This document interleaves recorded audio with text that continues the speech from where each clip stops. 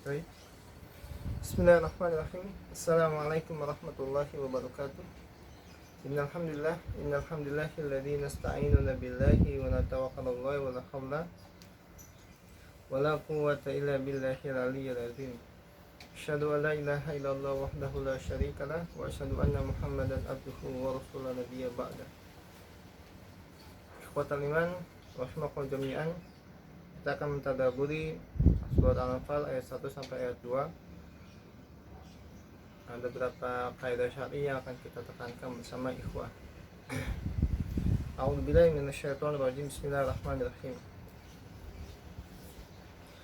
Tabarakalladzi biyadihil mulku wa huwa ala kulli syai'in qadir. Alladzi khalaqal mauta wal hayata liyabluwakum ayyukum ahsanu amala wa huwal azizul ghafur. Tabarakalladzi. Ini menegaskan bahwa semua yang Allah ciptakan, semua yang Allah lakukan, tabarak, itu suci itu. Ada juga mana subhanallah, maha suci Allah subhanahu wa ta'ala. Itu bentuknya lebih ke sifat atau lebih ke lebih ke zat yang Allah tegaskan. Tabarakalladzi biyadihil mulk. Maha suci Allah subhanahu wa ta'ala. Artinya semua yang Allah ciptakan itu suci. Baik mereka diciptakan Allah tanpa tangan, tanpa bisa melihat, tanpa bisa mendengar. Semua yang Allah ciptakan itu suci. Nggak ada yang kotor, nggak ada yang rusak, nggak ada yang tercela. Karena kelak di padang mahsyar, saat mereka dalam hidupnya nggak punya tangan, nggak punya kaki, kelak di padang mahsyar semua yang Allah hadirkan, yang Allah ciptakan di padang mahsyar, semua akan sempurna kehidupannya. Karena semua perkara-perkara yang kita lihat itu banyak kelemahan.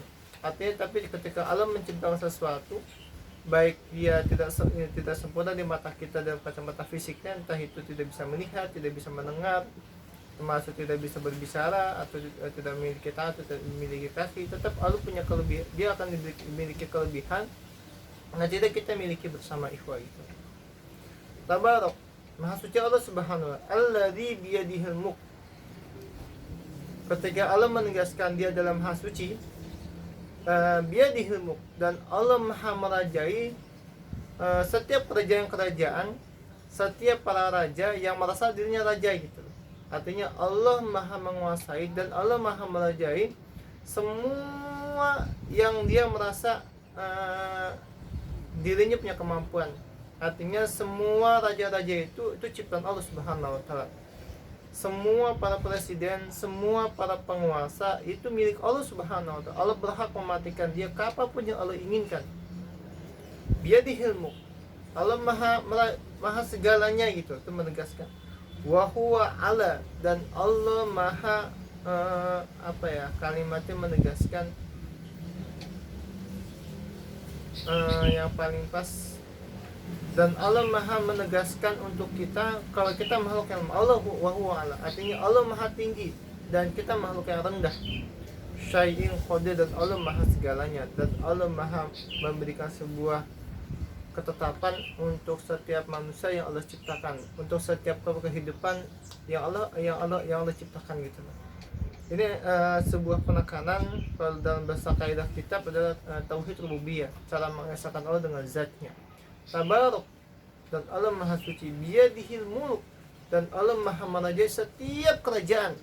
Wa huwa ala, dan Allah maha tinggi dan kita makhluk yang rendah.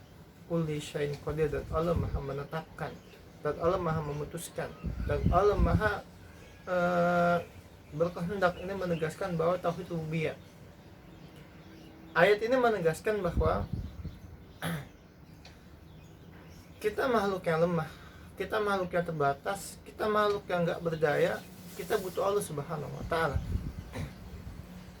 Kapanpun Allah mau berkehendak, Allah cabut nyawa kita, tinggal kun fayakun, selesai kehidupan kita. Penekanan berikutnya adalah biyadihil mulk, dan Allah maha merajai setiap kerajaan. Artinya di sini ditegaskan kita jangan pernah sombong, jangan pernah merasa memiliki, jangan pernah merasa kita mampu, karena segala sesuatunya adalah wahyu ala. Allah maha tinggi dan kita makhluk yang rendah, kita makhluk yang hina, kita makhluk yang tak berdaya, kita makhluk yang lemah. Kita butuh Allah subhanahu wa ta'ala. Kulli syai'in qadir, dan Allah maha berkehendak. 5 menit kemudian atau 10 menit kemudian Allah maha mengetahui apa yang akan terjadi untuk kita semua gitu. Karena kita makhluk yang terbatas, kita makhluk yang tak berdaya, maka rendahkan kehidupan kita, hinakan diri kita di hadapan Allah subhanahu wa ta'ala. Jangan pernah merasa diri kita mampu, dan jangan pernah menghinakan orang lain. Alladzi khalaqal mauta wal haya, dan Allah menciptakan kematian dan menciptakan kehidupan. Ada 2 maksud yang ditegaskan dalam perspektif Quran. Alladzi khalaqal mauta, Allah menciptakan kematian. Ini penegasan pertama adalah yang Allah ciptakan adalah kematian. Kenapa kematian? Kematian adalah pintu gerbang menuju kehidupan. Artinya kita di dunia ini ngapain? Lupa dunia ini kita bukan untuk hidup, tapi untuk tajribat, mempersiapkan diri untuk menuju kehidupan. Karena gerbang kehidupan adalah kematian. Ini makna berikutnya. Perspektif berikutnya adalah Allah menciptakan kematian. Allah bisa mematikan kita tanpa kita terluka, tanpa ada goresan penyakit sedikit pun. Allah mampu mematikan manusia, makhluk-makhluknya tanpa terluka, tanpa ada rasa sakit atau tanpa ada penyakit yang kita derita gitu loh. Manusia bisa membunuh manusia, binatang bisa membunuh manusia, termasuk bangsa jin bisa membunuh manusia, tapi dengan cara melukai. Tapi Allah bisa mematikan kita tanpa melukai gitu. Ini kehebatannya, kebesaran Allah subhanahu wa ta'ala yang maha besar, yang maha perkasa dan maha kuat. Alladzi khalaqal mauta wal haya. Ingat, Allah pertama menciptakan kematian karena dia gerbang menuju kehidupan al-haya.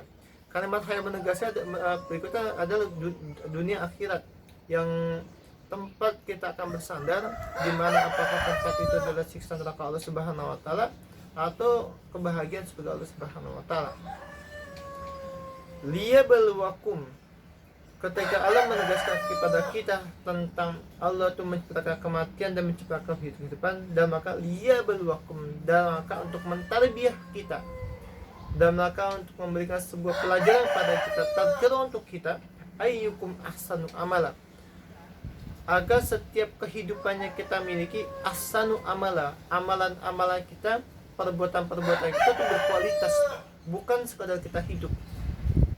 Setiap orang bisa hidup dengan caranya, tapi setiap waktu yang bergulir, apa kita menghadirkan kualitas prestasi amal soleh kita dan amal ibadah kita, atau menghadirkan kemaksiatan atau kefasikan. Ini konteksnya. Artinya Allah sudah tegaskan tentang tauhid rububiyah, tentang dirinya, tentang zat yang sangat besar, sangat kuasa, sangat perkasa. Di ayat pertama. Di ayat kedua di sini tauhid uluhiyah. Kita diarahkan untuk mentaati perintah Allah Subhanahu wa ta'ala dengan menjalankan semua perintah dan larangannya.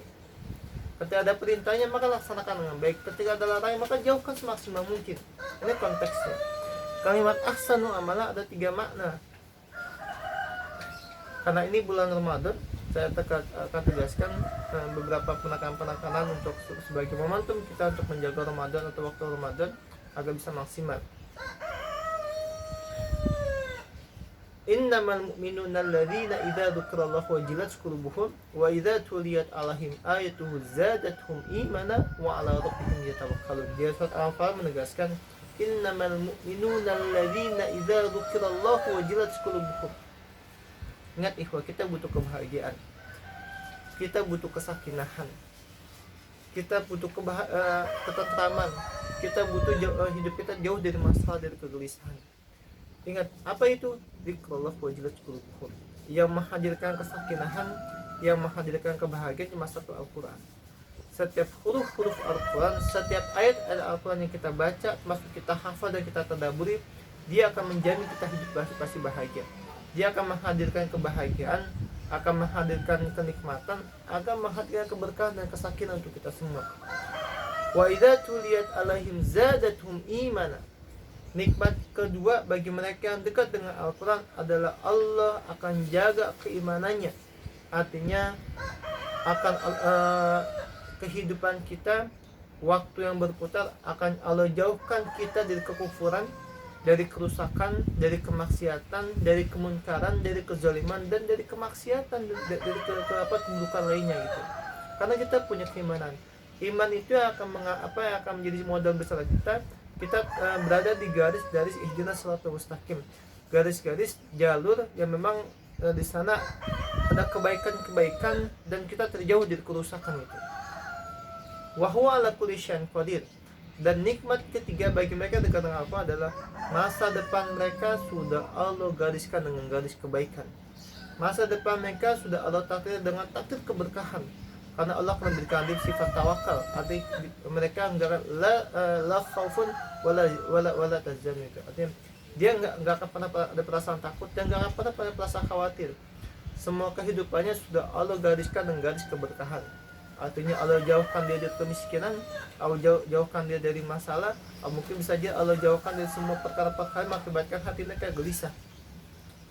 Ini bulan Ramadan, bulan dimana kita harus maksimalkan setiap detiknya, setiap menitnya, setiap harinya. Karena di bulan Ramadan Allah janjikan cintanya untuk kita. Di bulan Ramadan Allah berikan keberkahan buat kita semua, ikhwah gitu loh. Artinya Ramadan dan Al-Quran bulan dimana bulan dan atau amalan yang dimana Allah akan berikan kemuliaan buat kita semua, ikhwah. Ada sebuah penekanan hadis menegaskan kelak amalan saum Ramadan dan amalan Al-Quran kelak akan berikan syafaat pada kita pada tempat-tempat di mana kondisi kita tidak ada naungan di saat itu, entah di padang mahsyar atau di hari kiamat. Ini konteks yang kita pahami bersama, ikhwah. Yang ingin saya tegaskan buat antum semua adalah ada satu amalan Al-Quran. Maka jauhkan kita dari kelalaian, jauhkan dari kemalasan, jauhkan dari rasa bosan. Dekatkan Al-Quran semaksimal mungkin karena hidup kita pasti berkah demi Allah, dan Allah pastikan itu. Karena yang paling penting adalah ahsan amal. Amalan berkualitas adalah amalan yang berkesinambungan, biarpun sedikit atau istimrar. Amal sedikit tapi berkesinambungan. Kalau kita untuk hidup istiqomah itu sangat berat. Artinya istiqomah itu amalan yang baik tapi berkesinambungan, itu istiqomah. Tapi artinya semua orang susah untuk menghadapi itu. Tapi minimal kita mengajarkan istimrar, amalan sedikit tapi berkesinambungan. Ini yang kita butuhkan, ikhwah. Kalau alam bisab, barakallahu lakum jami'an. Semoga Allah berkah kita semua, ikhwah. Sekali lagi detik-detik Ramadan akan berlalu, dan artinya jangan sampai ada detik-detik bulan Ramadan yang berlalu itu kita isi, kita jalani dengan kelalaian, dengan kemalasan, dengan kebosanan, dan yang paling parah dengan kemaksiatan. Ingat, setiap detik bulan Ramadan Allah menjamin keberkahan. Setiap detik bulan Ramadan Allah jamin ampunan, dan setiap detik Ramadan Allah jamin kesuksesan. Hanya ada kemenangan, kebahagiaan yang akan kita miliki setelah kita menjaga Ramadan dengan baik, menjaga Ramadan dengan Al-Quran, menjaga Ramadan dengan sedekah, menjaga Ramadan dengan duha, menjaga Ramadan dengan amal-amal ibadah lainnya. Barakallahu lakum jami'an. Assalamualaikum warahmatullahi wabarakatuh.